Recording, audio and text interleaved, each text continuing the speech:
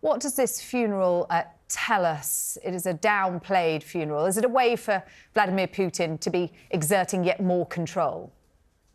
Absolutely. So the first thing is you'll never have his name mentioned by Putin in the same way you don't have his name mentioned by Zelensky. And what this really was the final act of an authoritarian leader to get rid of opposition in Russia. So it would be unusual if it even made more than about 14 seconds of any media in Russia on the TV. I don't think there is a viable opposition for the future. The one which one would look for in the future, which is potentially a weakness for Putin, is the mothers and wives movement. Because any dissension on the war is a crime, but the mothers and wives movement is not deemed to be an anti-war movement. It's being deemed to be we need to rotate our blokes, and that is dangerous for Putin when he's trying to make sure that they've got enough men on the front line. So, Chip, Alexei Navalny is seen as a hero, even in Russia. But with his death, are we likely to see any kind of uprising against Putin now?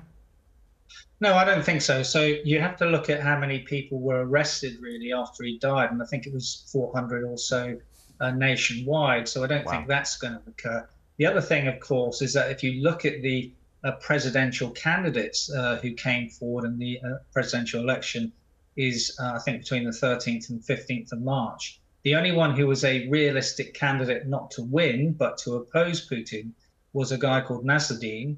He had 100,000 nominations, which was the number you needed, but the Electoral Commission then struck off 15,000 of them. So the only candidates who are opposing Putin are three called Slutsky, Davynikov, and Karanikov. All those are really Kremlin candidates. So effectively, the presidential election is a coronation for Putin 5.0.